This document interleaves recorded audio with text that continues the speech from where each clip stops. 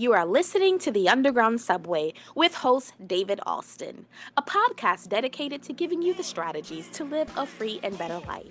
Here is David Alston. Hi, I'm David Alston, host of the Underground Subway, and I want to welcome you and thank you for joining this podcast that is dedicated to one thing. It is dedicated to giving you the strategies, the tools necessary to live a better life, to live a free life. This podcast is a way of snatching the chains off of your life and allowing you to live a life that is liberated. What does that mean, liberated? It means to think, to live, to function without restraints. Here's the problem.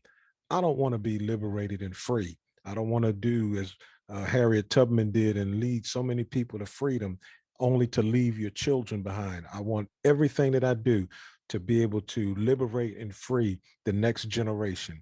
So I want you to sit back and enjoy the Underground Subway as we discuss plenty of strategies, the GPS of life, in which we tell you how to, first of all, that GPS is going to show you where you are. Then you have to tell it. It's amazing. The GPS doesn't recommend where to go just out of happenstance. It will recommend where to go based on your history, where you've been. But it's you are still the one that has to tell the GPS where you want to go. And once you tell it where you want to go, then you're given the option of the shortest route or the longest route. Most of the time, that shortest route is the one that's going to cost you something. And then that GPS will tell you how long you're going to get there. So in life, you need to know this is where I want to go. And this is my plan. This is my strategy. And this is how long it's going to take me to get there. And then the final stage is you have to hit the go button. That's what the Underground Subway is. It's a go button in which we bring special guests on and talk to you nonstop, full of inspiration and experience. And they will tell you how to hit the go button and what will happen next. I'm excited about this edition of the Underground Subway. I'm excited about my guest who is joining us. Let me tell you a little bit about my guest for this edition. It is Dominick Domasky, and he is an inspirational author, storyteller, and founder of the inspiration sharing and publishing platform Motivation Champs. Dominick is the author of the inspirational books, The Journey of a Grunt, How to Write a Book in 2020, and creator and co-author of the hit book, Go, Ask Your Dad. His greatest accomplishments are his two children, and he aspires to be the best husband and father he can be. Dominick and Motivation Champs share inspiration, smiles, and positivity 24/7 and help others to do the same. This mission is accomplished through publishing, screenwriting, a large social media footprint, in-person events, and work with nonprofits. I want to welcome to the Underground Subway, Dominick. Dominick, welcome, my friend Dominick Domasky. Hey, David, thank you, man. And it sounds so good when you read it because that voice is so smooth of yours. So Well, thank you very thank you. much. I'm Thank you. honored to be on. Thank you, my friend. Well, I was going to actually tell us a little bit about yourself, but I think I've covered quite a bit. Well, you're an author, you're a publisher, you deal with people nonstop. And the purpose of this podcast is to help people be better. Tell us something that you're doing to make life better for other people. Well, first, I think I want to start off to let people know that I've failed 1,000 times, right? And I will probably fail 1,000 more times. But I keep stepping out of my comfort zone. I keep walking in faith, and I keep getting up every day with thinking that today is going to be a better day. So that's where I want to start this journey today, is just letting you know, hey, I am not a perfect person, but I'm one of these people where each day I try to get incrementally better, even if it's Hmm. 1%. Think if we could all get That's right. 1% better, and you could do that two times. Think if you could get 1% better twice a week or once. They obviously every day of the week, every day of the year. But think about that. If you could just keep stacking like that. So what Hmm. I what I try to do is help people share their story any way they can. I believe that we all have a story, and your story could it will make an impact in somebody's life. And so I spend my time trying to help others share their message. Dominic, I received a message today, and I believe that you and I are in the same vein in which we have a passion in life for helping others. I received a message today from someone, and I couldn't help. I couldn't find the words to say. Have you ever been in that situation? And I'll tell you what the message was after this. That's part A of the question. Have you ever been in a situation where someone says, listen, the message didn't ask for help. They just simply said, will you keep me in your prayers? This is what I'm going through.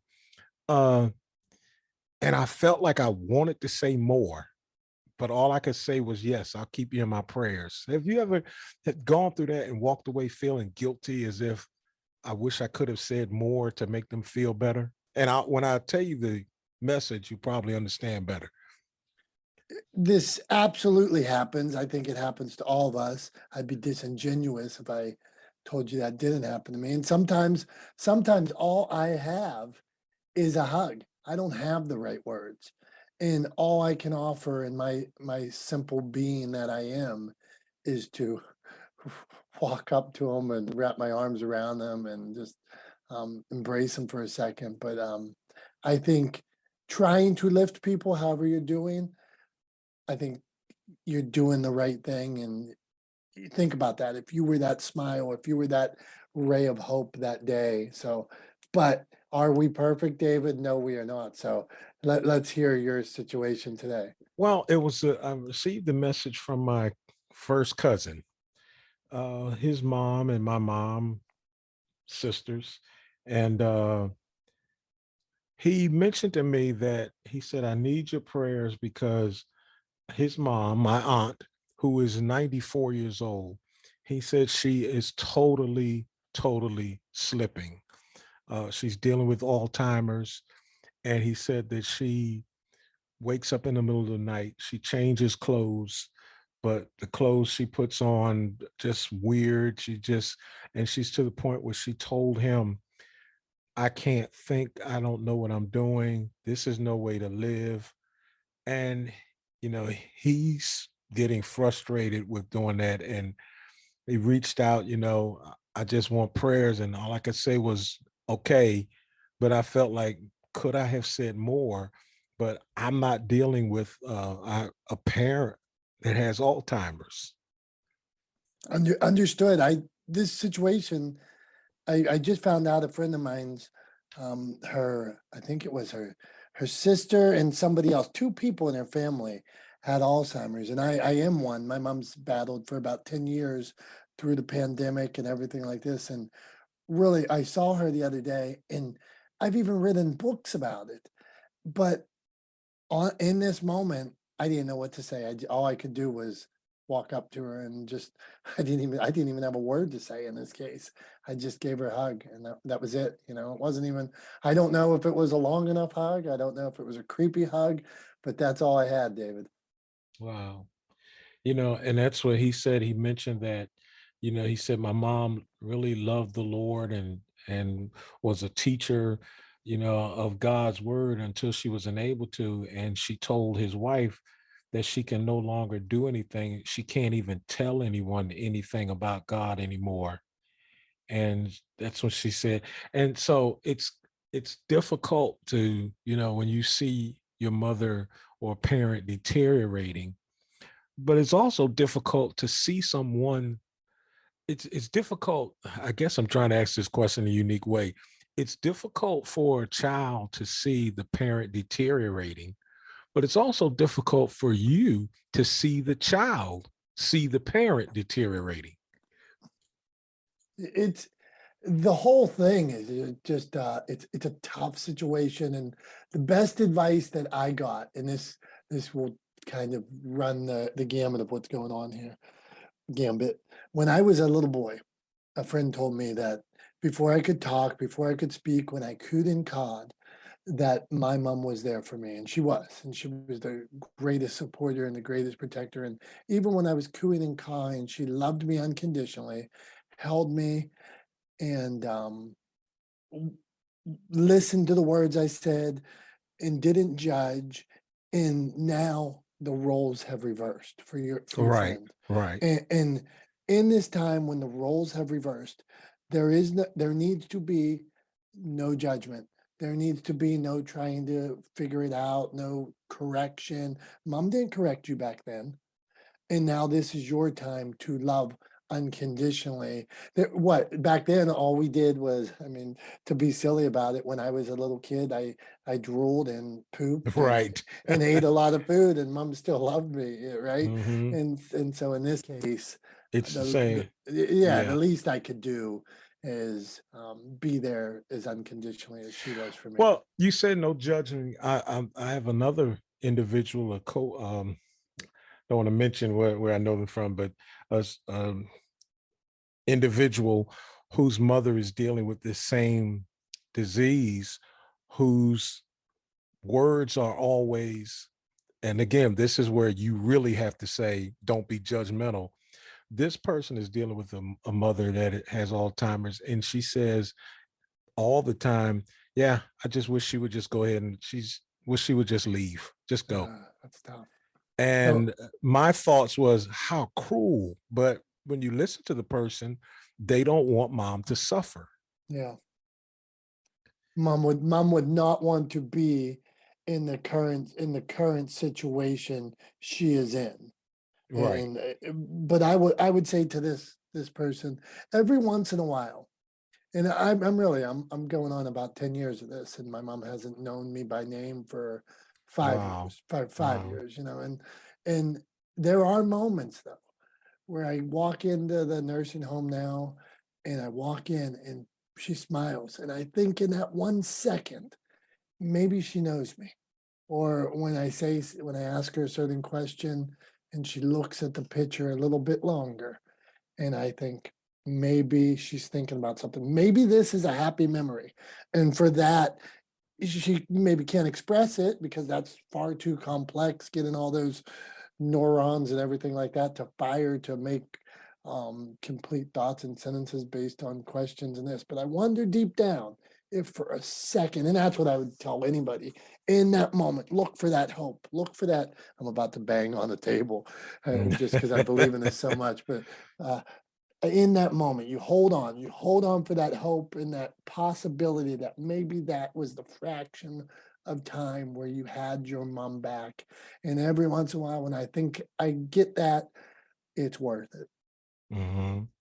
Well, what would you say to families that are dealing with it? Because there's some families where it's multiple. And I'm not sure of your situation, whether it was just you, but there's some families where there's siblings dealing with that parent, and it's a lot of inner fighting going on between, why is mom in this facility, or, because one of the most difficult things to do is to pull a parent in a facility. What do you say to families that are dealing with the parent that is dealing with this? One is a very tough situation, and I empathize with anybody going through that. And I would, one time I did an interview, and a buddy of mine said, after listening to the interview, the thing he came away with it was he went and told his wife, he said, we need to do some planning so that this doesn't happen, so we don't leave that kind of burden on other people. So if I leave you today and you think, hey, I'm going to plan a little better so that doesn't happen, Hmm.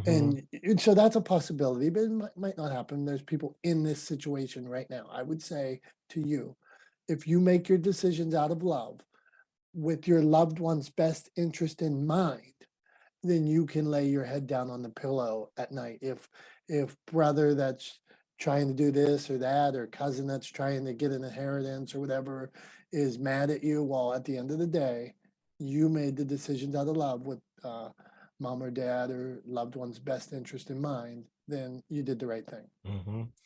Let's shift gears a little bit. One of the first things you mentioned in the interview, you said, is that you've failed 1,000 times. I think I've gotten you beat by about seven. Uh,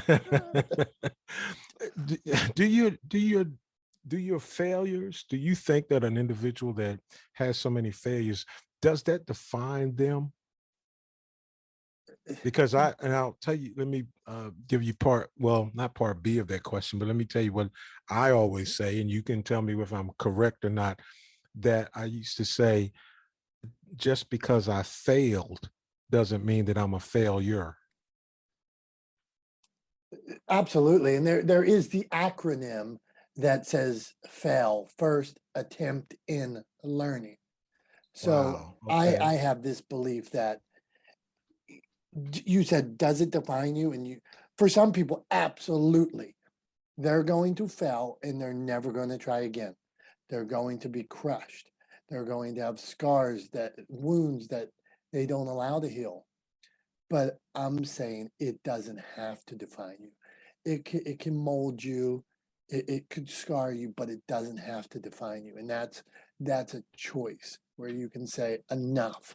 I release these chains of the past, and I won't let them define me. I'm going to use them to lift me. And that's really what I Hmm. think. Like whatever it is that I try, whether it's, I just went open water swimming this weekend for the first time, and I might have sunk to the bottom, but it was something new that I want to try. And Okay. so I went for it. Whatever you do, yeah, you might fail if you try anything. I always tell, I have a 13-year-old and a 16-year-old, and sometimes I will tell them, my 13-year-old will be playing sports or something, and they might be disappointed with their results the first time or early on. And I think to myself, and I'll tell them, if it was easy and if you were great at it, you should quit and move on to something else because it was too easy for you, right? It is supposed to be a challenge. If it was supposed to be easy, everybody would do it, but that's not how it is. Wow. Reading your bio, you talk about you're an author and everything, and the many books that you've written and published. For a person that has failed at writing, or a person that feels like they can't write, because a lot of people say, I want to write a book, or I need to take my life experiences and turn them into a book. And if you have a story, I think you should turn that into something to leave behind, because I believe that your voice in writing will live forever, long after your voice is gone. No matter how precious your words are, that the written words that you write will linger on. Well, talk to us about writing, because most people say it's difficult to sit there and to type 40,000 words and break it up into chapters and get it published. Absolutely. And I think one of the things I've been on this thought process that I want to give to any potential author or somebody writing, the biggest threat to a successful book is an artificial deadline. So Okay. if you set out to write this book, it doesn't need to be done by your next birthday. It doesn't need to be done by summer. So some people set themselves up for failure by setting these unrealistic dates and times and things like that. What I think is the best way to do it is dictate into your phone, write down in little notebooks by the side of your bed, schedule time at the park or during lunch where you start to write, and work on it for 6 months. Work on it for a year and see where you're at. And after that 6 months, oh, 6 months, here's what I have. Now you can start to section these things and divide these things and add more detail. But I will tell, like you mentioned, falling at thousands of things. Sure, writing was one of the things I felt at. It took me 7 years to write my first book, and I sold all my rights and made about 25 cents per copy when somebody else made a whole lot more. And they're still trying to get me to buy the rights to the book. And those were all mistakes that I made. But did they define me? No. Those things, I learned from those lessons and help other people now not make those same mistakes. You don't need to buy 1,000 books. You don't need to settle for less. You don't need to rush. So I really would encourage anybody, and it's funny, as a publisher, that I will encourage you to start a podcast, get on Clubhouse, make YouTube videos, make videos, however. If that's not enough, then try the written word, try writing your story. But I believe your story can be shared all those different ways. And writing is one of the great ways that, like David said, really could stand the test of time. I may have to talk to you outside of the podcast because I wrote a book, and maybe someone else in this situation. I wrote a book dealing with the struggle of being adopted, and I wrote a lot of my life story, had it published by a publishing company that went out of business, as did my book, because they had. Uh, And now, when I found out that most of the material was incorrect and I wanted to do a revision, do I have to rewrite the entire book and get it published, or uh, because once that publishing company went out, so did my book. and this has happened. I've seen this happen multiple times. I've worked with companies, authors who the company they worked with was misappropriating funds, Mhm. and they lost all their books. I've worked with authors who had their lovely publisher that they really thought did a great job pass away. And so you can repurpose those books. It basically takes some, if you have the files, you can reuse those files. You need new ISBN numbers to re-register that book as a new piece of Okay. content, but it's far less work than going down. And you may want to update some things in it anyway. Right.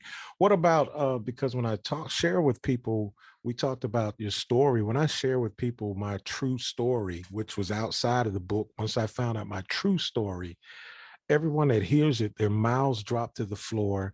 And a coworker said to me, "Your life needs to be a Lifetime movie." How do you go about meeting the right people or connecting if someone is listening that has a story that they feel like is far greater than just a book, but can turn into a screenplay? Well, one, the demand for content is so high right now. And I will preface this by explaining that. Think you used to go to the movie theater and there Mhm. used to be 30 channels on TV. And then Right. there was 50, then there's 100. Now there's streaming services and Netflix and Hulu and Prime, and I can't even begin to Peacock Plus. I can't even begin to Right. name how many there are. There aren't. I took some courses with Netflix on how to submit early in the pandemic, and one of the things they were saying was there aren't enough writers currently in the world for how much demand there is for content. Wow. Exactly. So they were making a push to even scour books. Like, for instance, I said Gambit earlier in this conversation, Uh-huh. but like the Queen's Gambit, where Uh-huh. this is a book that somebody had written over 30 years, and then it turns out that it was perfect for a series like that. So one, it's just like any cell. I believe that you have to network, and so Right. I am in a constant. We believe that our authors, some of them maybe their stories are best told on screen or in video, and that's something we've moved that direction. So we've been writing them, making contacts, having more conversations, having more people read those treatments and scripts and things like that. And I'm a believer that we might sell one, or we might just figure out how to do it ourselves. Whatever the Mhm. best. You learn a lot through the process. This isn't this is maybe a left field question, but what life lessons are you pounding into your children? I hope that they will see that I must persist until I succeed. I read there's this book, Og Mandino, The World's Greatest Salesman, and there's scrolls at the end of this book, and one of the scrolls is I must persist until I succeed. Wow. And if you say that 30 straight days, it's supposed to become a habit. And I have read that 30 straight days, and I have I love studied him. that studied that for you Yes. you an Og fan. So I love my favorite is University of Success. I don't know that one. I'm going to have to look it up. Yes, yeah, Uh, that is. Whew. Mission Success was another I just read. I'm a big Yes, Augmentino fan. Augmentino's University of Success.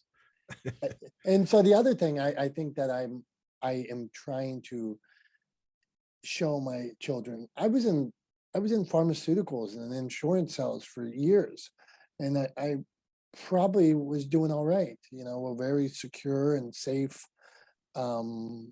career, but it wasn't for me. And so they saw me chasing this publishing company and screenwriting, and I just submitted something to be on a SWAT team with in one of the films they're producing in Pittsburgh right now. So stepping out of your comfort zone.